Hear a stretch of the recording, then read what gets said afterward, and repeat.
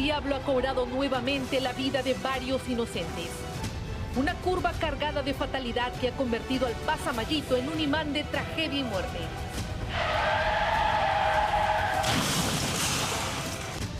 En esta cúster viajaba una familia feliz tras celebrar un bautizo, cuando de pronto al conductor al parecer se le vaciaron los frenos y no pudo evitar despistarse, impactar contra este bus estacionado y dar una vuelta de campana a la altura del paradero Los Azules en Comas. Este hombre que caminaba cerca a la zona del accidente se salvó de una muerte segura. La cúster sin control pasó a escasos metros de él.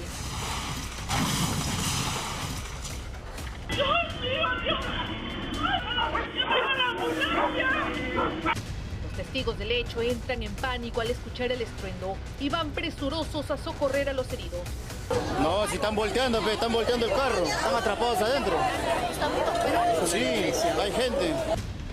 Fue la cúster la que trasladaba más de 30 personas de la iglesia Valle Sarón de Jicamarca, la que se llevó la peor parte. El vehículo quedó totalmente destruido y fue un milagro que existan sobrevivientes.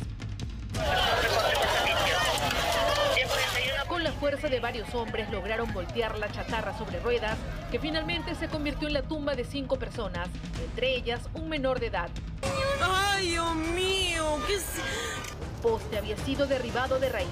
Los gritos, el horror y la desesperación se apoderaban de todos. Uno de los fallecidos fue el pastor Tito Espinosa y una sobreviviente del accidente señaló que el vehículo iba a gran velocidad. Al bajar se le vació los frenos y entonces lo que pasa es que ya al desbarrancarse ya prácticamente la gente salió volando. ¡Ay, niños adentro! 31 personas resultaron heridas, varias de ellas de gravedad. Ante ello, la Fiscalía ha abierto una investigación preliminar contra el conductor de la cúster, Richard Cama Pebe, por el presunto delito de homicidio culposo y lesiones culposas graves. Mientras que MAPE anunció que está coordinando el cierre temporal del Pasamayito ante la alta incidencia de accidentes y que además denunciarán a los responsables de la anterior gestión en la Municipalidad de Lima por haber inaugurado esta obra pese a tener deficiencias técnicas que hasta hoy han cobrado innumerables víctimas.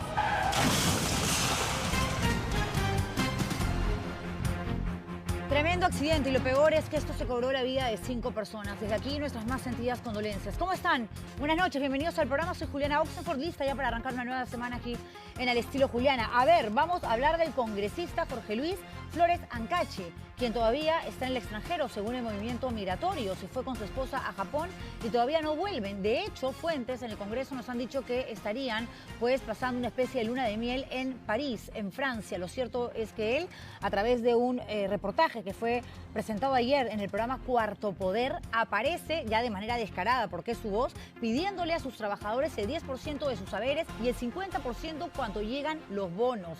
Aquí, si bien estamos hablando de muchos congresistas denunciados por una situación similar, de recortar los saberes, las remuneraciones de sus empleados, de sus asesores, trabajadores en general, en este caso puntual el tema es mucho más grave porque es la voz de Flores Ancachi. Hablamos de eso y también de la woman del Callao, cómo dejarla de lado, la novia, exnovia, en fin, del gobernador Ciro Castillo, que ha querido pasar piola durante todo este tiempo. El propio Ciro Castillo, después de todas las investigaciones que hemos presentado en su contra, no ha dicho ni pío. Ayer, de hecho, un programa dominical se sumó a el grupo de acusaciones, denuncias que nosotros hemos venido presentando, cosa que me parece muy bien, y muestran un audio donde hablan acerca de una plata que a él no le habría llegado y que supuestamente la tenía Elvira Madalengoitia. ¿Quién es? La novia o la exnovia, que ya no trabaja en el gobierno regional porque a raíz de nuestros reportajes le dijeron tienes que dar un paso al costado, pero hemos descubierto, y se les vamos a mostrar hoy, videos exclusivos que muestran un vehículo, un carro del gobierno regional, que así ella todavía fuese trabajadora, funcionaria de esa institución, no tienen por qué recogerla de su casa, dejarla en su casa. O sea, utilizas un bien del Estado para pasearte por Lima. Eso y más en el programa, señores. Buenas noches. Ya quiero empezar, pero primero vamos con la pausa comercial y regresamos con todo.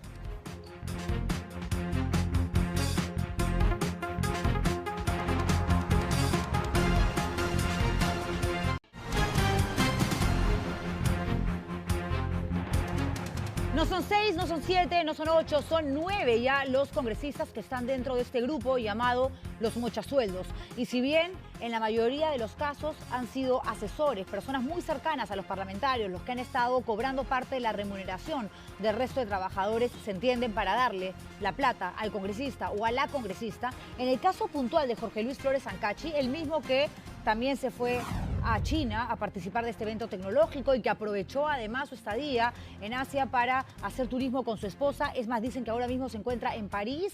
Con él no es la cosa, pese a que ayer el programa Cuarto Poder presentó un audio donde se le escucha claramente solicitando apoyo económico, recortándoles el sueldo a sus trabajadores. Le dice, ya, ok, ustedes ya saben cómo es la cosa, el 10%, y cuando hay bono, el 50%, es decir, la mitad.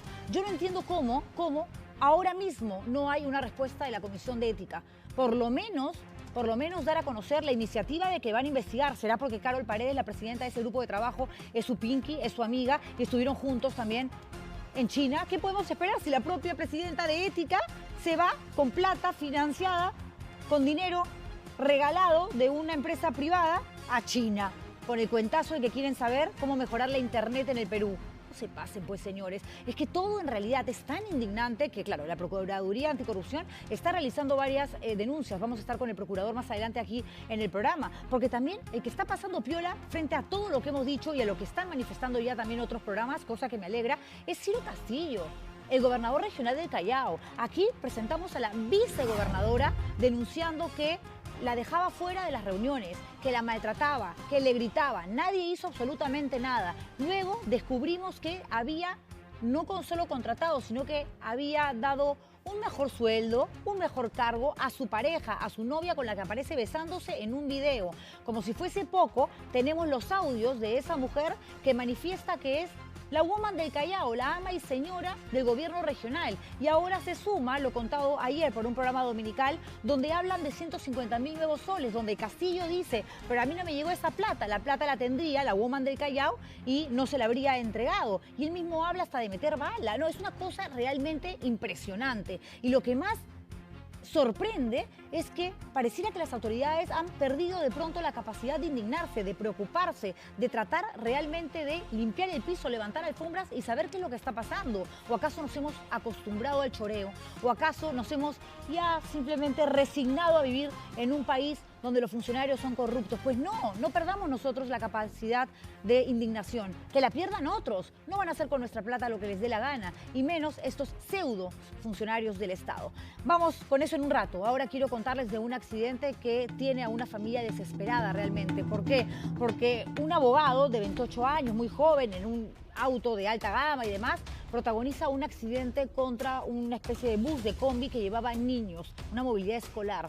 Aquí la mayoría salió ilesa, pero la pequeña, una de las niñas de tan solo 9 años, está en la unidad de cuidados intensivos de la clínica San Felipe, ahora mismo entre la vida y la muerte. Tenemos el reportaje. Saca los carros para que venga la ambulancia. Ya llamamos la ambulancia, señor, estamos controlando todo. Despeja todo. Cierra ya la Javier Prado. Iba de regreso a casa cuando ocurrió lo peor. Es un vehículo que a toda velocidad choca violentamente contra una movilidad escolar. La irresponsabilidad de un iracundo conductor sin brevete ha causado que una pequeña de 9 años termine postrada en una cama de UCI, debatiéndose entre la vida y la muerte. ¿Cómo se llama lo curioso? ¿Cómo se llama la niña? Camila. La movilidad de la escolar estaba a tan solo 7 cuadras de llevarla a su vivienda cuando en este cruce de Girón Aliaga con Tomás Ranzi, un vehículo que venía detrás a excesiva velocidad lo impacta llevándosela contra este poste de alumbrado público. Si ese carro no hubiera estado ahí en ese momento con una persona sin brevete y que obviamente si no tiene brevete es porque nunca dio el examen de manejo, entonces obviamente no sabe manejar, mi hija estaría en esta situación. Cámaras de seguridad del municipio de Magdalena del Mar registraron el brutal accidente que expulsó a la niña varios metros sobre la vía, lo que le causó múltiples lesiones. Camila tiene politraumatismo encefalocraniano, tiene fractura del órbita ocular, tiene el ojo comprometido, ha tenido múltiples sangrados en el cerebro, ha tenido ya una operación de emergencia el sábado de la madrugada. Naida Villegas, madre de la menor, asegura que aquella fatídica tarde, el conductor de la movilidad, Cristian Ricardo Mori Sánchez, dio aviso a la familia de lo ocurrido. Mientras que el autor del accidente, el abogado Sebastián Miguel Linares Luna, quien conducía sin brevete, habría intentado evadir su responsabilidad. Él es abogado, él llegó y llegó un montón de abogados, trataban de hablar con la policía, trataban de hablar con nosotros, ¿no? Aparentemente quiso salir en silla de ruedas, como tratando de evitar que lo detengan en ese momento. La alegría de la casa y amante de las fiestas infantiles está en pausa. Una niña que por su condición crítica tendrá que ser sometida a varias cirugías. Familiares exigen justicia. El Poder Judicial evaluará la prisión preventiva contra los involucrados en el accidente de tránsito. A ver, ¿y que le den prisión preventiva? ¿O qué? ¿Tener 28 años, tener un buen apellido, manejar un auto BMW sin brevete encima? ¿Lo hace inocente? ¿Lo convierte en una persona impune? No, de ninguna manera. Acá hay una niña que está grave. Una niña que iba en una movilidad, como el hijo, la hija de cualquiera de nosotros. Y de pronto se suscita esta situación. Se verá luego, más adelante, qué fue realmente lo que pasó. Pero mientras tanto, este tipo, claro que se tenía que ir de la escena del crimen. Claro que tenía que fugar, porque no tenía el requisito indispensable para poder manejar un vehículo, que es, ¿qué? Un brevete. Un brevete. Desde aquí exigimos justicia para esta niña y les pedimos a los padres, por supuesto, que tengan mucha fe, que es lo único que uno puede abrazar en momentos tan delicados donde sabes que lo que más amas en el mundo está atravesando una situación sumamente compleja. Qué terrible realmente. Y hay gente que hace daño en la calle y hay gente que hace bien en la calle. Fíjense, ¿no? Lo contradictorio del ser humano. Esta es la historia de un sereno en Huacho que estaba en la playa, había ido a la playa y ve que un grupo de chicos, estudiantes, llegan al mismo balneario, se meten al mar. Él se da cuenta que se estaba generando un problema, que al parecer uno o dos no sabían nadar, no podían salir, el mar los estaba jalando. Ingresa al agua y saca uno por uno a los que efectivamente ya estaban por dejar de respirar. No podían nadar, no sabían cómo salir y salen. Los rescata, pero el que desaparece es él. Han pasado algunos días y nadie sabe absolutamente nada de ese sereno, que es más que un sereno, es un héroe.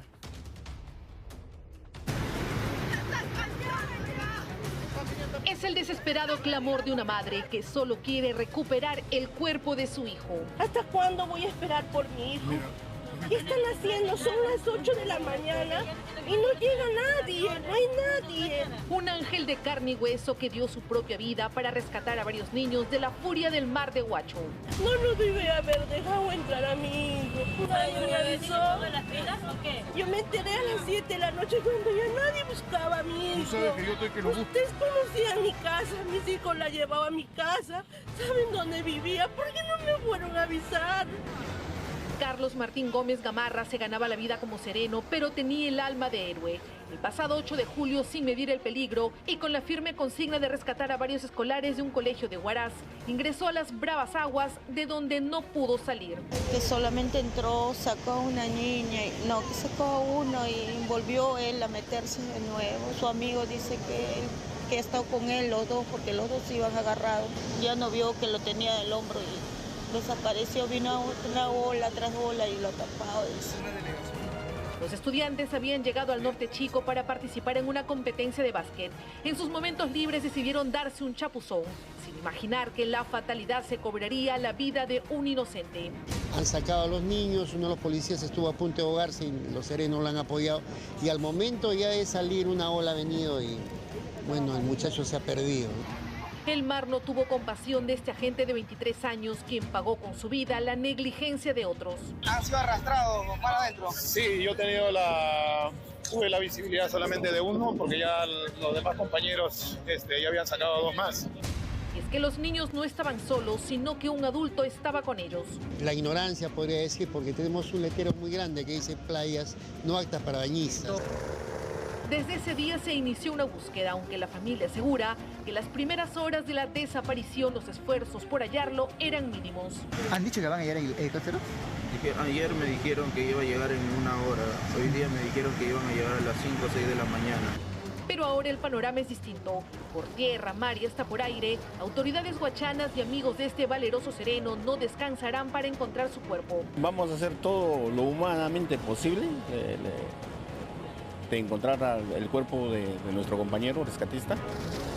Incluso con helicópteros y drones. Hay grupos que están trabajando ahorita a orilla de mar. Las municipalidades están haciendo apoyo en el tema del litoral huachano. La familia ha instalado una carpa en la playa donde se produjo la tragedia y vienen recibiendo innumerables muestras de apoyo, como el de una funeraria que los ayudará con los gastos del sepelio. Por ello anunciaron que no se moverán del lugar hasta llevar a casa los restos de este valiente joven. Bueno, todo parece indicar que la familia está resignada, ¿no? Oscar Nazario es nuestro corresponsal en Huacho y él se encuentra acompañado de Marta Gamarra, la mamá de Carlos Gómez, el sereno, y de Marlon Cárcamo, quien es hermano justamente de quien podría ser la víctima. Nosotros no podemos evidentemente sacar ninguna conclusión porque para eso están las brigadas de rescate, que entendemos que continúan con sus labores. ¿O no, Oscar? Adelante, buenas noches a todos. Sí, efectivamente, Juliana. Aquí la familia, los amigos, se está formando una gran cadena solidaria, personas que están apoyando con algo pequeñito, como un pan, un café. Acaba de venir también otra persona trayendo un poco de comida caliente, porque aquí la familia está desde el día sábado por la noche, domingo, la noche hoy de lunes, y no se van a mover hasta que encuentren al joven Carlos. Podemos observar la carpa que se ha instalado por parte de Defensa Civil y vemos aquí a unas 30 personas, entre los familiares directos y algunos vecinos, amigos también de este joven valeroso. Está con nosotros su hermano, Marlon, quien pide a las autoridades que no cese la búsqueda, que continúe, por más que pasen los días y sea costoso, de repente el tema de los buzos, helicópteros, lo que ellos exigen es que por favor, así como él ha dado su vida para salvar a estas 3 personas, que no cese la búsqueda. ¿Cómo estás, Marlon? ¿Qué tal? Muy buenas noches. Efectivamente, como le está diciendo el caballero, él ha rescatado unas vidas, y ni siquiera personas que no conoce. Y lo único que queremos la familia es tener su cuerpo para velarlo como ha sido. Queremos que la municipalidad se haga cargo que lo que ha hecho es algo que ninguna persona la va a hacer, porque él ha rescatado unas vidas, ha estado ahí luchando y lamentablemente no ha podido salir. No era primera vez, según nos comentan, ya Carlos había participado de otros operativos contra delincuentes, contra situaciones de emergencia. Lamentablemente el mar lo venció en esta ocasión. Lamentablemente fue una mala pasada. Ya había sacado a 2 personas, ya estaba cansado, agotado. Solamente en el momento, uno de sus compañeros que redacta una de las entrevistas dice que al momento que ellos ya están saliendo, escuchan el grito de un efectivo policial que estaba ahogando porque ya estaba acá, no sé, pues ellos regresan, y al momento que ellos regresan fue donde la ola les chancó prácticamente a los 3 y a los 2 prácticamente los botó hacia afuera, y el único que fue arrastrado fue mi hermano. Oscar, el otro problema es que como... Sí, adelante, entendemos Juliana. Que por la hora, evidentemente, ya es de noche, es imposible que continúen las labores de rescate, no hay la suficiente visibilidad, pero ¿qué se sabe de mañana? Temprano van a llegar de pronto a esta playa buzos, gente de la Marina de Guerra para ayudar, seguir buscando a Carlos Gómez. ¿Se sabe algo? ¿Les han dicho algo a los familiares? Sí, ese es el otro problema. A pesar de que Huacho es sede de la región, todo se tiene que coordinar con Lima. Supuestamente iba a venir el helicóptero a las 5 o 6 de la mañana y llegó casi a las 6 de la tarde por un lapso de 15 minutos aproximadamente. Bueno, entonces desde acá, Oscar, llamamos a las autoridades y les pedimos... Nosotros tampoco ya ya al momento de estar renegando, al momento de estar sintiéndonos tristes, son varios sentimientos encontrados. No es para menos. No podemos estar al mismo tiempo renegando con los no es para menos, Marlon. Entonces, las autoridades automáticamente tienen que rellenar el apoyo, tienen que estar ahí, no solamente esperar sentados o esperar, o como se dice, que el cuerpo salga, para que uno recién pueda rellenar, uno recién lo pueda ayudar a sacarlo, y ahí recién se puede ganar los méritos. Y eso es lo que están ahorita esperando ellos. Totalmente de acuerdo contigo. Cuando se trata de la vida de una persona, más aún de este joven sereno, valiente, que se ha convertido en un héroe, porque él no tenía por qué meterse a la playa sabiendo que el mar es bravo, sabiendo del peligro que representaba para ayudar a personas que se estaban ahogando, que no podían nadar. Obviamente, desde que él pone un pie en el mar, sabe que ya está en peligro. Y no solamente rescata a uno, ni a dos, rescata a los tres. Y finalmente el mar se lo lleva a él. ¿Cómo es posible que a una persona que da tanto, las autoridades no respondan, por lo menos a la familia, brindándoles cierta tranquilidad de que van a dedicarse la mayor cantidad de horas hasta que caiga la noche con helicópteros, drones, con buzos, con todo lo que se requiera para buscar a Carlos Gómez Gamarra? Muchísimas gracias por este enlace, un abrazo a toda la familia, por supuesto que sí. Gracias, Oscar Nazario. En fin, lo que tampoco se puede permitir es un plagio, porque el plagio es un delito. Desgraciadamente, en el Perú, muchos políticos se han acostumbrado a esta mala maña, ¿no? Eso de presentar tesis, ¿no? Dar exámenes de grado con documentación que no es elaborada por uno mismo. Tú puedes utilizar, claro que sí, información, data de una publicación X o Y, pero tienes que citar la fuente, a pie de página colocar el número, el texto del que justamente decidiste extraer información que te va a servir para sustentar tu tesis. Ahora hay un libro de coautoría de la Presidenta de la República, Dina Boluarte, nada menos, que tendría un 55% de plagio. Esto fue sometido, evidentemente, el texto al software Turnitin, y esto lo reveló ayer justamente el programa de Latina Punto Final. Es un libro amplio, tiene 176 páginas. Este está dividido en 4 capítulos. Cuando fue publicado? Hace muchos años, cuando Dina Boluarte ni siquiera creía que iba a llegar a RENIEC, y mucho menos a vicepresidenta, y menos todavía presidente de la República. Lleva como título el reconocimiento de los derechos humanos y el derecho internacional humanitario. Miren cómo es la vida, la que no responde hasta ahora por los 49 muertos en su gestión. Bueno, lo que se ha detallado es que luego de pasar esta documentación, estas 176 páginas, por este software, se descubrió que el libro tenía en su contenido parte de tesis, monografías, artículos académicos publicados en México, Argentina y Costa Rica, que no fueron citadas. Y eso es lo que justamente te lleva a pensar o a concluir de que estamos hablando de plagio, porque si tú citas, estás reconociendo la autoría de otra persona, estás mencionando la fuente de la que estás extrayendo información.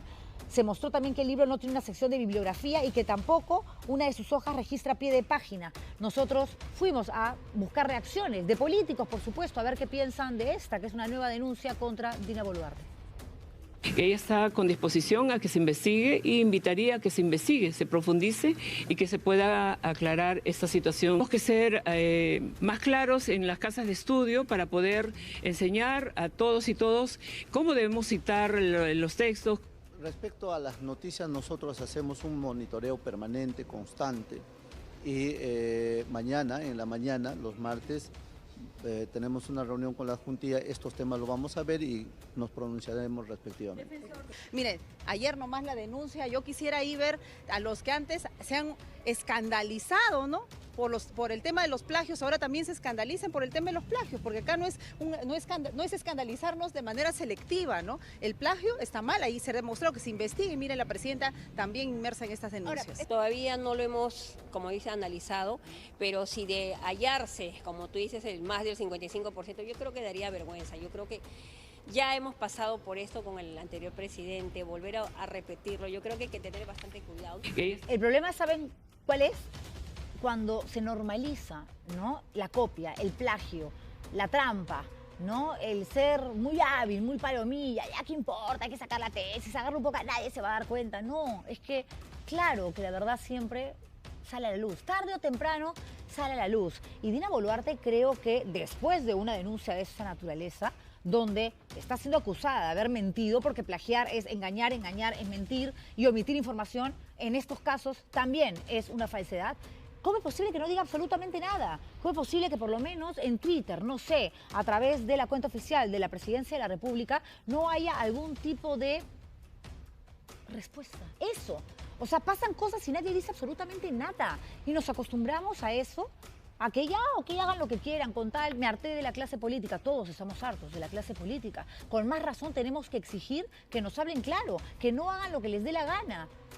Porque no podemos subsistir así, en un país donde cada uno de los políticos que tenemos, o la gran mayoría, no me gusta generalizar, se aprovecha simplemente para beneficiarse o beneficiar a aquellos que los rodean. Y el resto, bien gracias, y las promesas al pueblo y todo lo que ofrecieron en campaña simplemente se lo llevó el viento. No, usted es la presidenta de la República, señora Dina Boluarte, la máxima representante de la política nacional, la representante del Estado, de un Estado de Derecho, de una democracia. Están diciendo que un libro en el que usted aparece como coautora, sí, con otras personas, pero como coautora, por lo tanto, también habría responsabilidad, fue plagiado. Diga algo, por Dios. ¿O no la deja hablar Alberto Otárola? Le está cuidando tanto la imagen que le ha dicho, no, mejor no digas nada hasta que la gente se olvida. No, la gente no se olvida. Hay casos que pueden haber empezado hace mucho tiempo, denuncias que pueden tener, no sé, 5 o 10 años, pero que cuando aparecen, por más tiempo que haya transcurrido, nosotros presentamos, como lo que viene a continuación, que no es de política necesariamente, pero que habla acerca de un profesor de educación física que enseña además lucha libre, o enseñaba, en la Villa Deportiva del Callao. En febrero de este año lo denunciaron por violar a su nuera. No, es un caso espeluznante. A pesar de esto, siguió trabajando. Y luego encontramos, Romina Rossi halló una denuncia donde una niña de 14 años, a la que le enseñaba, lo había denunciado por tocamientos indebidos. ¿Qué pasó? Vean ustedes el reportaje. Porque hay versiones de que habría abusado sexualmente de otros niños hace ya algunos años. Bueno, los delitos de agresión sexual, violencia sexual, desgraciadamente, Normel Jalcampa, no prescriben. Los tres, ¿ah? Él les enseña lucha libre. Ellas deben luchar contra el trauma que les dejó por sus presuntos abusos. Solo te pido una cosa, que me des un beso. Aunque sea de media luna, apúrate antes que venga tu profesor. Normel Jalcampa Alcarina, un profesor encargado de menores de edad que habría abusado de su cargo para someter a sus alumnas. La llevó y le dijo que se desnudara, pero esta vez le tocó sus senos y sus partes íntimas, amenazándola que si no accedía para que se deje tocar, no la consideraría para el campeonato. Profesor de la Villa Deportiva del Callao, administrada por la región que en el 2017 fue expulsado por estas denuncias, pero que en esta nueva gestión tiene un puesto sin ningún cuestionamiento. Hoy ya no le toca al señor. Es un tipo que siempre es de esa calaña, se aprovecha por lo mismo que el profesor de lucha. Quien habla con nosotros por teléfono es el padre de una de sus jóvenes víctimas, una menor de 14 años que contó a la policía lo que este sujeto le hizo, pero que no encontró justicia. Sin embargo, su historia no es la única. Ofrecerle todo a una niña. El profesor de la selva vino con ellos y dio el informe a la federación, pero no llegó a más, porque la niña era de la selva, de provincia. El hecho ocurrió en el 2017. Una niña de 15 años que llegó a Lima desde Madre de Dios le contó a su profesor que Jalcampa Alcarina le ofreció tener una relación de pareja. Este señor le había hablado de que sí quería venir a Lima con todos los beneficios que le ofrece.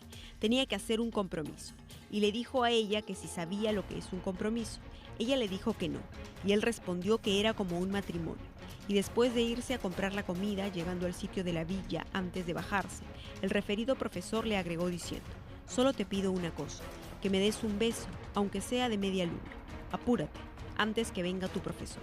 Además que habría otra menor más que denunció también al profesor. Después había otra niña también aquí, en la Villa Deportiva del Callao, que también fue a su casa de la señora, pero tampoco no puso la denuncia. El hombre de estatura baja que posa con sus medallas es Normel Jalcampa, quien tiene 2 órdenes de servicio por 9.000 soles cada una de enero y la otra de abril. Cada una sería por 3 meses. Órdenes realizadas pese a que en febrero fue denunciado por violación sexual. La agraviada despertó a las 4:10 horas en una cama de un hotel por la avenida Colonial, completamente desnuda, y al costado estaba su suegro, igual desnudo. Solo atinó a meterse al baño, cambiarse. Y cuando tocan la puerta del baño era el suegro, diciendo que quería orinar. Salí y él ingresó. Se puso sus zapatillas y procedió a retirarse del hotel. Verificando que se trataba del Hotel Colonial, cito, en Avenida Óscar R. Benavides, número 2870, Callao. Y al revisar el cuaderno de ingreso, efectivamente se había anotado Norman Eric Jalcampa Alcarina, a horas 2:31, como ingreso y salida 5:43. Jalcampa Alcarina terminó ultrajando a su propia nuera cuando juntos habían estado libando licor con una amiga de ambos. Deberían de haberlo separado en realidad, ¿no? O sea, ojalá que ahora que existe una violación de por medio, sería bueno que de una vez entre a... Porque eso no va a pasar ahorita y no va a quedar así nomás, eso va a seguir. El señor es enfermo de la cabeza. Buscamos a Janampa para tener su versión de los hechos, pero no pudimos encontrarlo. Desde el gobierno regional, primero nos dijeron que por las denuncias que tenían no lo habían contratado, pero al comentarles las órdenes de servicio, no volvieron a responder. Mientras tanto, las menores a su cargo seguirán en peligro, luchando por no convertirse en su siguiente víctima.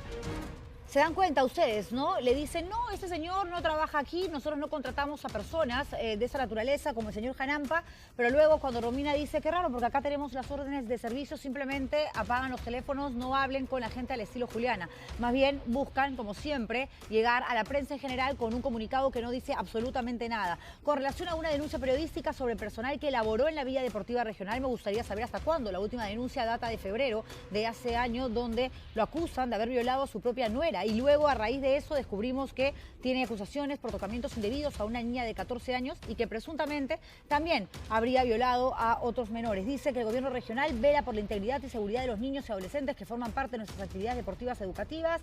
Somos muy minuciosos en la selección del personal. En los casos de los señores Nolmer Janampa y Luis Castillo no laboran actualmente en la Villa Deportiva, no dicen desde cuándo y hasta cuándo. En fin, no dicen absolutamente nada. En realidad, les estoy haciendo un favor leyendo esto, que realmente es un saludo a la bandera. Tengo que ir a la pausa comercial, pero cuando regresemos, hablando del Callao, la woman del Callao, esta señorita enamorada o expareja de Ciro Castillo, que hace y deshace, y lo sigue haciendo, en el gobierno regional del Callao. Ya no solo le aumentan el sueldo, le dan un cargo para que esté muy cerca a su pareja, luego la sacan, porque sacamos nosotros el reportaje, por supuesto, donde evidenciamos la denuncia y el gravísimo caso que habíamos descubierto, y ahora un programa dominical, Panorama, ayer presenta un audio donde habla Ciro Castillo de 150.000 nuevos soles que supuestamente tenían que ir a parar a sus bolsillos, pero fueron donde la enamorada o la ex enamorada. ¿Qué va a hacer la Procuraduría Anticorrupción con respecto a este tema y con respecto también a los mochasueldos? Porque esto realmente es escandaloso. Vamos a hablar también del nuevo congresista que se suma a este grupo de parlamentarios a los que les gusta quedarse con los sueldos de sus trabajadores. Me refiero a Jorge Luis Flores Ancachi, que ni siquiera está en Lima, ¿no? Se ha ido a China para el evento tecnológico, luego dicen que está en París, lo cierto es que todavía no aterriza, no ha llegado al aeropuerto internacional Jorge Chávez, pero sí hay una escucha donde él mismo, y esto es lo grave, esto es contundente, le dice a sus trabajadores, ustedes ya saben cómo es, el 10% de sus sueldos y cuando hay bono, 50%. ¿Qué más se tiene que investigar? ¿Qué más? Comisión de Ética. Ah, cierto, la presidenta de la Comisión de Ética también se fue a China con él. Regresamos con eso.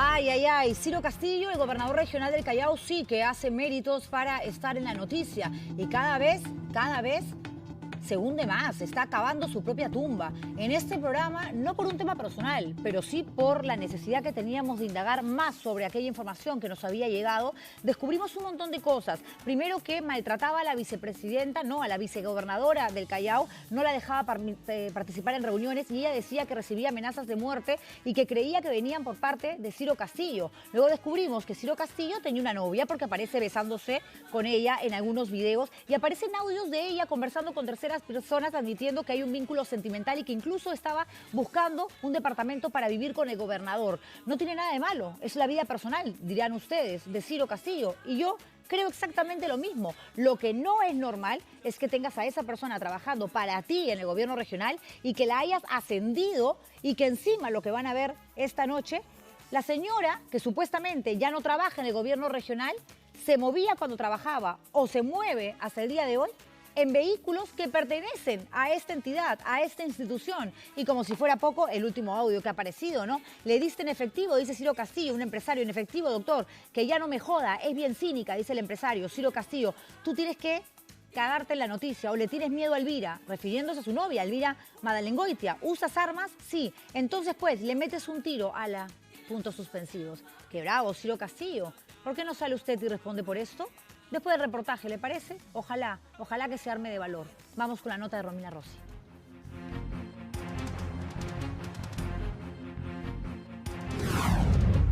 Sigue siendo la ama y señora de la máxima autoridad del primer puerto. Luego de ser retirada del cargo de asistente del gobierno regional del Callao, tras el escándalo del beso con el gobernador Ciro Castillo, conozca el poder bajo las sombras de la llamada Woman del Callao. En estas nuevas imágenes exclusivas se aprecia a Elvira Madalengoitia Cajal utilizando a su antojo un vehículo y chofer del gobierno regional Chalaco para su traslado personal. Aquí vemos a quien fuera la mano derecha y supuesta pareja sentimental de Ciro Castillo, saliendo de esta casa, ubicada en el pasaje 12 en el distrito de Carmen de la Legua. Afuera lo espera un trabajador, quien le abre la puerta de una camioneta plateada con un cartel de vehículo oficial en el parabrisas. Luego el conductor arranca la unidad que, según la placa de rodaje, le pertenece al gobierno regional del Callao. En este video, grabado en otra fecha, vemos nuevamente a Elvira Madalengoitia salir de la misma vivienda con un vestido rojo ajustado. La joven rubia camina con dirección hacia la camioneta plateada que le esperaba en una esquina para trasladarla a su próximo destino. La escena se repite una y otra vez. En esta ocasión, vemos a la ex asistente de Ciro Castillo cruzando la misma calle en el Callao para dirigirse a una camioneta que, según la placa, le pertenece al gobierno regional del Callao. La mujer camina con dos bolsas en una mano y viste un elegante traje rosado. Como si se tratase de una autoridad de alto cargo, espera que el chofer le abra la puerta para subirse al asiento posterior. Está evidenciando el uso de unidades que lo están yendo a recoger con personal del gobierno regional. Tengo entendido que incluso es personal que trabaja directamente con el gobernador, de su escolta el gobernador, y ella pues no es una funcionaria como para poder hacer uso de las unidades. Para el especialista en contrataciones públicas, Cecilia Ruiz, el uso indebido de vehículos oficiales es considerado como delito de peculado de uso. Que este tipo de vehículos solamente es para usos oficiales, no es para cualquier tipo de uso. Y esto será evidentemente, seguramente para el presidente de la región y alguna otra alta autoridad. Antes de ser captada besándose con el gobernador Ciro Castillo, Elvira Madalengoitia trabajaba como asistente administrativa del gobierno regional del Callao con una orden de servicio de 10.000 soles, pese a no contar con estudios universitarios y tener un certificado de secretariado bilingüe presuntamente falsificado, según su propia confesión. Y yo te digo una cosa, el título que yo tengo de secretariado bilingüe me lo sacó Roberto, me ayudó a conseguir ese título, porque yo no lo tengo. Como mano derecha de Castillo Rojo, la Woman del Callao lo acompañó en diversas ceremonias oficiales, eventos protocolares y reuniones con máximas autoridades. Tras hacerse pública esta presunta contratación irregular, la mujer fue cesada del cargo, pero su poder en el primer puerto no cesaría. La vice esta que quiere vacarlo al tío. ¿Tú crees que ahorita van a pensar en eso si están con esta de esa? Por eso le digo, Jackie, no hay nadie que le rompa la cabeza a Caballero. Solamente quiero que le rompan la cabeza para que se entreten y deje joder. ¿Quién es la persona que habla en ese audio? La señora Elvira Madalengoitia. ¿Y a quién se refiere con agredir a un tal Caballero? A mí, a Manuel Caballero. Ella habla textualmente porque dice ser que tiene el programa en redes sociales, el que nos tiene fastidiando, concluye diciendo rómpanle la cabeza. Tras conocer estos audios, Manuel Caballero, quien es exregidor provincial del Callao y trabajador de un medio de comunicación local, denunció a Elvira Madalengoitia y a Ciro Castillo por presunto sicariato y organización criminal. En la puerta del gobierno regional, creo que ha sido el día 24 de junio, han querido secuestrarme 2 motos adelante, un carro blanco en la parte posterior, y me dijeron con palabras sueces y con el arma en el cinto: baja, baja porque ya perdiste. Y a quienes yo públicamente hago responsable de lo que me pueda pasar a mí, primero a Ciro Castillo, segundo a Jimmy Woo. Tercero, a la señora Elvira Maladengoitia. Estos videos y audios se suman al material presentado por Panorama, en el que se escucha a un empresario decirle a Ciro Castillo que le entregó una importante suma de dinero a través de la ya famosa Elvira. Y nosotros le alcanzamos a ella un dinero que supuestamente en esta sangre son. ¿Cuánto le dio? 150. ¿De ella en efectivo? En efectivo, Como presuntamente el dinero no le llegó a Ciro Castillo, el exgobernador sugirió al empresario disparar a la mujer con quien se le vinculó en una relación sentimental. Tú tienes que ver el arma y dice, oye, tienes miedo de vida, usas armas. ¿Sí? Y tú siempre le metes un pibe a la pinche. ¿Qué tienen que decir Ciro Castillo y el gobierno regional del Callao sobre estas nuevas denuncias? Nos comunicamos con el área de imagen, pero hasta el cierre de este informe no obtuvimos una respuesta oficial. Llamamos al número personal del gobernador regional y de la ex trabajadora Elvira Maladengoitia, pero nadie respondió sobre este nuevo escándalo que ha puesto en jaque a la gobernación del primer puerto. Usa vehículos del gobierno regional, la ascienden porque mantiene una relación sentimental con su jefe. El gobernador se moviliza en vehículos que pertenecen a la entidad y aquí no pasa absolutamente nada. Es alucinante, a nosotros no nos responde y no lo va a hacer. Yo le he dicho a los chicos, ni siquiera, señores, mantengan la esperanza de que Ciro Castillo nos va a dar una entrevista o que va a aparecer Elvira Maladengoitia. Ninguno de los dos tiene sangre en la cara, pero la Procuraduría Anticorrupción ya ha emitido un comunicado diciendo lo siguiente, pidiendo el inicio de diligencias preliminares contra Ciro Ronald Castilla Roja, gobernador regional de Callao, y Elvira Maladengoitia Cajal, ex asistente administrativa, por la presunta comisión de los delitos contra la administración pública en las modalidades de colusión agravada y tráfico de influencias en agravio del gobierno regional del Callao. La denuncia se basa en información presentada por programas periodísticos. Ahí está. Y más adelante está con nosotros el doctor Javier Pacheco, quien es procurador anticorrupción, para hablar de esto, para hablar del caso Sada Goray y para hablar también del nuevo mochasueldos, porque los casos que hemos presentado y han presentado otros programas periodísticos también de congresistas que recortan los saberes, las remuneraciones de sus trabajadores, básicamente se resumían, que no quiere decir que no tengan importancia, pero se resumían en lo que manifestaba un ex trabajador teniendo como cobrador de esta especie de, no coima, sino de diezmo, por decirlo de alguna manera, al asesor o a la asesora principal del congresista en mención. Hay WhatsApp donde en las conversaciones se dice, sí, la congresista sabe y uno no tiene por qué dudar, pero en el caso puntual de Jorge Flores Ancachi, esto ya es más que escandaloso, porque es él, es su voz, la que en un audio habla directamente y dice, ustedes ya saben cómo es la cosa, me tienen que dar el 10% de sus haberes. Y cuando tengan bono, nada de 10, 20, 30, el 50%. ¿Dónde está? Se fue a China hace poco a disfrutar de esta feria internacional de tecnología y luego se ha paseado por Europa, según nos cuentan. Lo cierto es que a Lima no ha llegado todavía. Ha mandado un comunicado que les voy a leer en un rato, porque en un rato también vamos a hablar de esto, repito, con el procurador anticorrupción. Esto es algo que no se puede permitir. No pueden hacer lo que les da la gana. El Perú no es su chacra. 3 lampitas de Acción Popular y escribamos el número 1. Así, el candidato Coco Flores Ancachi hacía propaganda para que voten por él. Pero ya elegido congresista, ya no pide votos, sino el sueldo de sus trabajadores. Con ustedes había quedado muy claro, ¿no? De que ustedes nos iban a apoyar, ¿no? Con el 10%. Yo considero que es algo no tan desfavorable para ustedes. Y con los bonos, ¿no? Lo han cumplido. Un audio revelado por Cuarto Poder ha mostrado a Jorge Flores Ancachi de Acción Popular como el 9º congresista mochasueldo.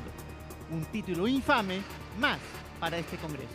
Caso de ustedes, pero no veo esa voluntad, ¿no? O sea, no veo que lo hagan, digamos, con ese mismo cariño, pues, ¿no? Que lo hacen los demás. Y ese mismo cariño también vendría del mismo Parlamento, donde miman a este niño terrible de todos los casos en los que ha estado involucrado. En el Pleno es salvado y protegido por los mismos congresistas con que viajó a China. Vean ustedes cómo funciona este sistema. Vamos a seguir Acción Popular. El 30 de marzo, el Pleno lo salvó de ser suspendido por 120 días por el caso de los niños, aquel grupo cercano a Pedro Castillo por el que votaba para proteger al golpista a cambio de cuotas de poder. Así con la frente en alto le digo, soy inocente. Con 48 votos a favor y 58 en contra, Coco Ancachi fue salvado. Y entre los votos que lo blindaron hay viajeros conocidos: Ilish López, Elizabeth Medina, Kelly Portalatino y Silvia Montesa. Justo los parlamentarios que viajaron con él a China por invitación de la empresa mexicana DPL Group. ¡Qué casualidad! Más que una denuncia, esta es una persecución política. En mayo, la situación se repitió cuando se debatió la denuncia constitucional presentada por la subcomisión. Su defensa llegó también de otros viajeros. Yo pido a la representación nacional, reflexionemos y no seamos cómplices pues de apetitos probablemente personales. Los votos de los viajeros para proteger al niño mimado se repitieron. Portalatino y López votaron en contra, mientras que Montesa y Medina evitaron votar. Pareciera que Flores Ancachi es intocable y el blindaje se pagaría con viajes. Como el blindaje es reiterado, ningún asesor de su despacho quiere hablar. Más bien, son los trabajadores quienes salen mal parados. Mari Carmen Alba ha anunciado denunciarlo en la Comisión de Ética, pero Carol Paredes, presidenta del grupo y viajera acompañante a China, poco hará con la denuncia. Además, su comisión ha tomado acciones benignas contra los mochasueldos. Al final, son todos casos perdidos en un Congreso donde Otorongo no come Otorongo y los mochasueldos se blindan entre sí. No, todos los casos deben investigarse, ¿no? Hay denuncias, hay muchas personas que denuncian, bueno, todo tiene que pasar su proceso de investigación y... Así las cosas, Flores Ancachi puede seguir tranquilo en su luna de miel. Como candidatos tenemos la responsabilidad justamente de llegar al pueblo, de llegar a las ciudades más recónditas. Y claro que ha llegado a lo más recóndito del mundo, tanto así que ni regresa. Desde que viajó a China el 27 de junio, Flores Ancachi no retorna a territorio peruano. Viajó con su pareja Zulma Condori, quien también habría ayudado a mochar los sueldos. Yo creo que me pasó $1000, no sé, mi esposa lo tiene en lugar. Son temas graves que no tienen prioridad en el Congreso, donde toda la atención está en la elección de la mesa directiva. Yo creo que lo van a ver después. No creo que ahorita lo vean, porque ahorita la prioridad, te lo digo así, nadie ha mencionado nada de ese tema. La impunidad en el Congreso pues está institucionalizada, ¿no? Yo esperaría que sea, que como en los otros casos hay el desafuero, porque si no, no van a aprender los congresistas. La Defensoría tiene que mantener una actitud muy puntual y de rechazar todos estos temas, ¿no? Otras acciones fuera del Congreso han sido tomadas.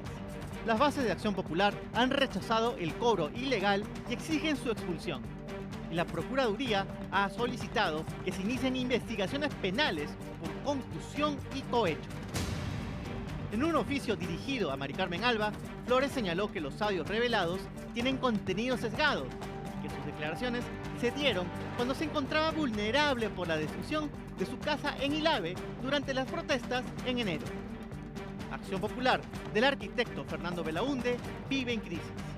Entre denuncias de niños, luchas internas y ahora un caso de come sueldos por el también arquitecto Coco Flores Ancachi, con su acción papelar los sueldos de trabajadores. Cómo indigna, ¿no? Cómo molesta, cómo duele, sobre todo cuando se trata de funcionarios del Estado que viven, reciben un sueldo que sale del trabajo de todos nosotros. Aquí hay un comunicado de Jorge Luis Flores Ancachi, lo habrá mandado de París, de pronto de Shanghái, porque ha estado por China. Dice: ante la diversidad de información propalada sobre mi persona este último fin de semana, deseo primeramente agradecer a Dios y a los ciudadanos de mi región y de nuestra patria por las manifestaciones de solidaridad desinteresada que se me ha hecho llegar. O sea, él no ha hecho absolutamente nada. Finalmente reafirmo mi compromiso con mi patria y el respeto irrestricto al cumplimiento de mis deberes como ciudadano para el fortalecimiento de la institucionalidad nacional. Qué cara duro, mejor quedarte callado. A ver, Javier Pacheco es procurador anticorrupción, es decir, el abogado que representa al Estado en casos de corrupción. Y ya se ha manifestado la Procuraduría Anticorrupción en el caso de Ciro Castillo, un reportaje que casualmente acabamos de ver, pero quiero arrancar esta entrevista no sin antes agradecerle y preguntarle, por supuesto, si se puede hacer algo, qué puede hacer la Procuraduría Anticorrupción por este último escándalo que involucra otra vez a un nuevo congresista. Gracias por venir, doctor Pacheco. Buenas noches, Juliana. Muchas gracias por la invitación y un saludo a tu audiencia. aquí hay que ver la distribución de competencias y en el caso concreto, hasta antes de la creación de la Procuraduría General del Estado, era una competencia de la Procuraduría Anticorrupción denunciar a cualquier funcionario.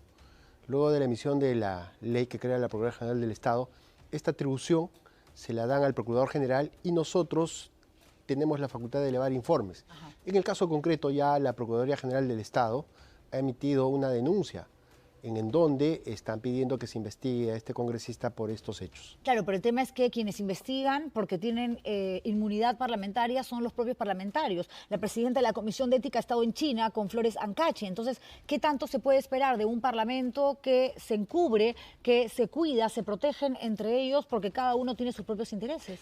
Hay dos tipos de responsabilidades. El primero será la funcional, en donde el Congreso, dentro de sus propios fueros, tendrá que evaluar las acciones que toma para sancionar este tipo de inconducta de un congresista.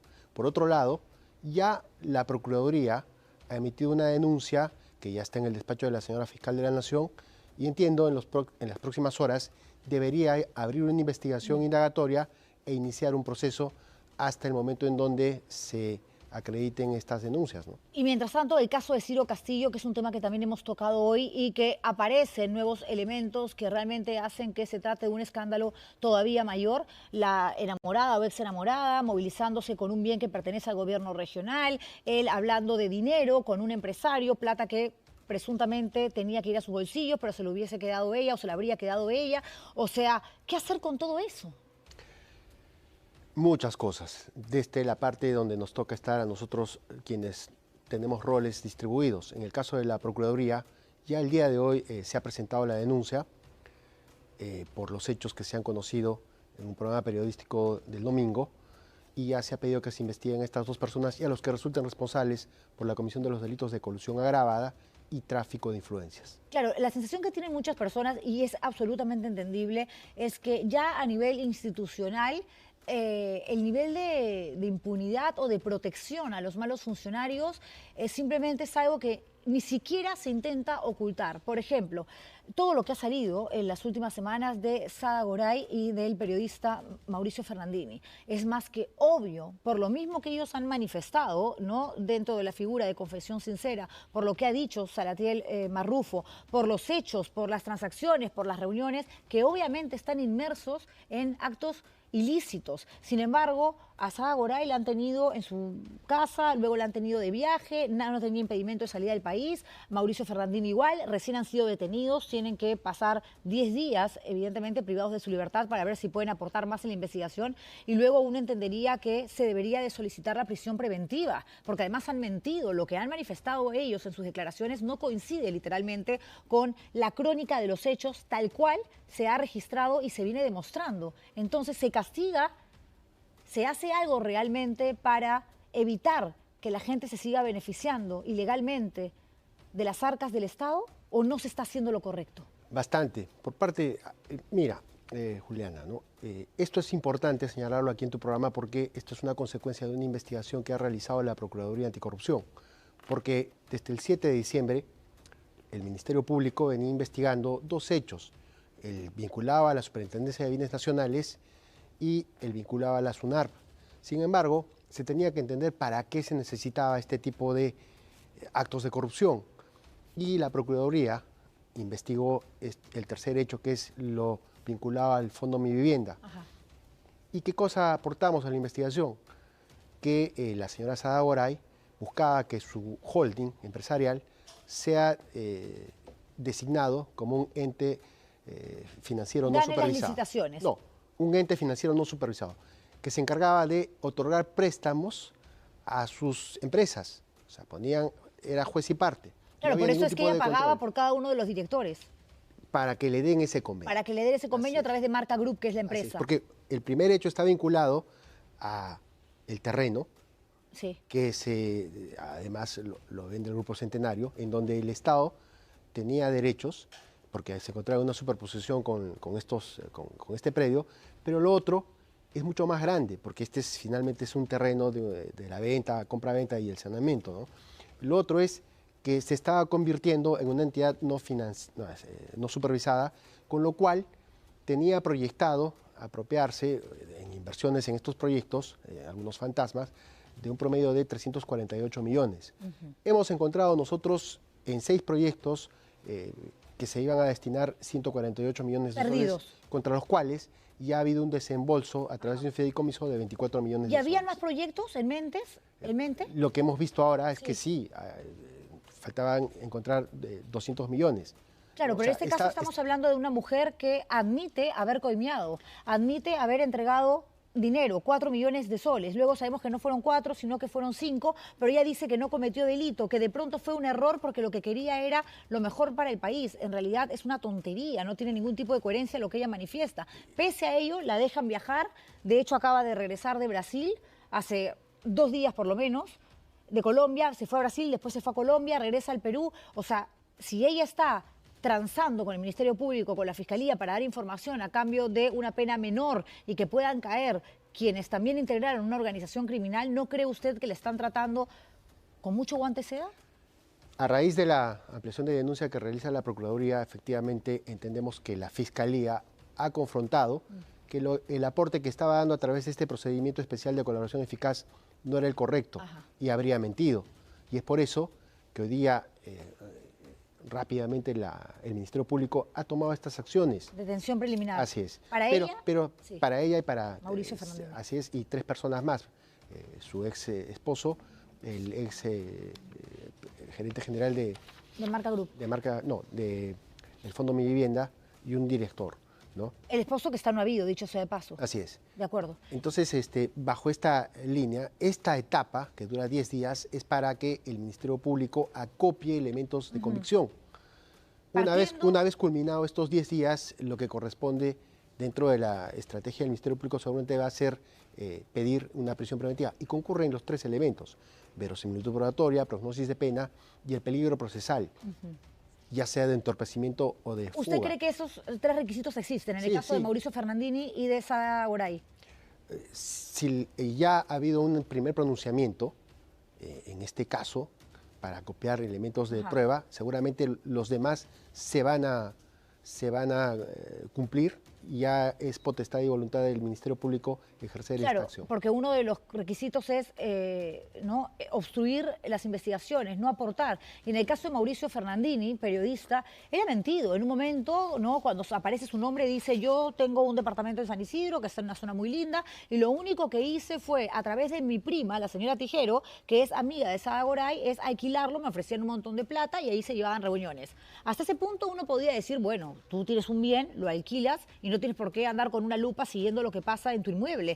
Pero en este caso, Mauricio Fernandini no solamente alquila el departamento. Mauricio Fernandini inicia una relación con Sada Goray. Mauricio Fernandini le escribe al exministro de Vivienda presentándose como periodista de RPP para decirle que tiene información importante. Y esa información importante era ponerlo en contacto a través de la prima Tijero con Sada Goray. ¿Y quién entra a tallar? En representación del Ministerio de Vivienda, Salatiel Marrufo. Y hay depósitos, hay transacciones bancarias, hay la compra de un departamento y un auto en un periodo de tiempo muy corto cuando él vivía de RPP. ¿De dónde sacó esa plata? Entonces, él también mintió. Entonces omitió que en este caso, cuando se trata de una investigación de esta naturaleza, es prácticamente lo mismo. Lo que ha declarado, lo que se sabe públicamente, difiere mucho de lo que hoy el Ministerio Público ha acreditado. Y es por eso que en este momento existe esta acción gravosa y seguramente continuará la prisión preventiva. Porque no solamente se le ha visto en este tipo de conductas, sino además daría la impresión de que pretendía irse del país. Estaba en la Embajada de Estados Unidos renovando su visa. Así es. Claro, de todas maneras, ganas tenía de salir, no sé si de paseo o para irse a vivir, pero sabía que se le venía una situación complicada.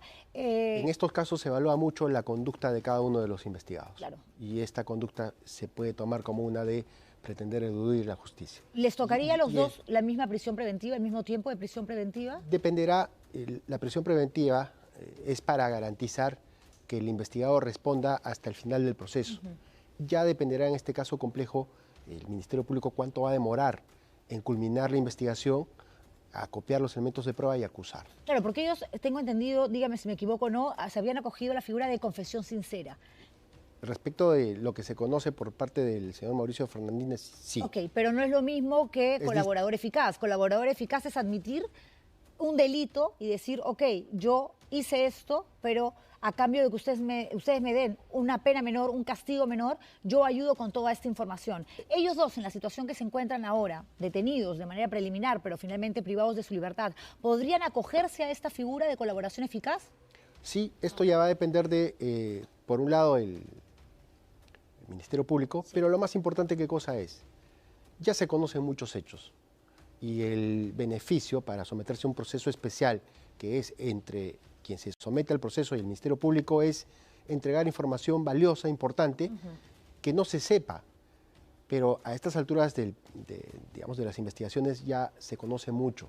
Bueno, está Salatil Marrufo, que ha dicho bastante y entendemos que él como colaborador eficaz ha ayudado a que el Ministerio Público pueda atar cabos. Y está también Pilar Tijero, la prima de Mauricio Fernandini, que también es colaboradora eficaz o aspirante a colaboradora eficaz. Y en su necesidad de defender su pellejo, como decimos comúnmente, ya habló del primo y dijo todo lo que sabía. Y ahí es cuando Mauricio Fernandini deja de ser de pronto el personaje conocido, simpático, buena onda, que alquiló un departamento sin entender los negocios en los que andaba metida su prima, ¿no? Y termina siendo protagonista de lo que sería una organización criminal. Es una organización criminal, liderada por el expresidente Pedro Castillo, conjuntamente con sus familiares y los funcionarios que designó posterior a su ascensión como presidente. Y es ahí, en ese momento, donde se estructura. Y este es un brazo comercial que servía para beneficiar a esta organización criminal. Por supuesto que sí, es toda una estructura con una distribución de roles. Ok, entonces, se cumplen los 10 días de prisión, de detención preliminar. ¿Se puede pedir una extensión o automáticamente el Ministerio Público le puede decir al Poder Judicial, a ver, no más extensión, hagamos una cosa, solicitamos 9 meses, 18 meses, 14, 36 de prisión preventiva para estas dos personas porque no nos aseguran que van a participar de manera efectiva en el proceso, no tienen arraigo, no cumplen con los requisitos que casualmente estamos hablando? Este es un periodo en el cual no solamente se encargan de acopiar elementos de convicción, sino también en donde ya los que están sometidos a esta detención preliminar evaluarán su condición. Y dentro de esta tendrán que conversar directamente con la Fiscalía para ver qué nuevos elementos y nuevas pruebas aportan al proceso para someterse ya sea a un proceso de confesión sincera o uno de colaboración eficaz. Claro, pero esto es reservado, ¿no? Lo que pasa casualmente cuando los casos van creciendo y va llegando nueva información es que quienes saben perfectamente que están en el lado oscuro de la historia, empiezan a hablar más. Saada Goray, por ejemplo, no admite haber cometido un delito, pero sí haber coimeado. En realidad, ella no le quiere poner el título, que se lo pone todo el mundo, porque entregar una coima es delinquir. Y ella sabía que parte de ese dinero se tenía que ir al presidente o al expresidente de la República, Pedro Castillo, porque era una manera de que se ejecute, ¿no?, su objetivo, su obra, lo que ella pretendía, por medio del Ministerio de Vivienda. Entonces, ¿por qué creer que Mauricio Fernandini no sabía todo eso? Si él estaba en las reuniones, si él se iba y se sentaba a tomar un café con Salatil Marrufo, y si él además es periodista.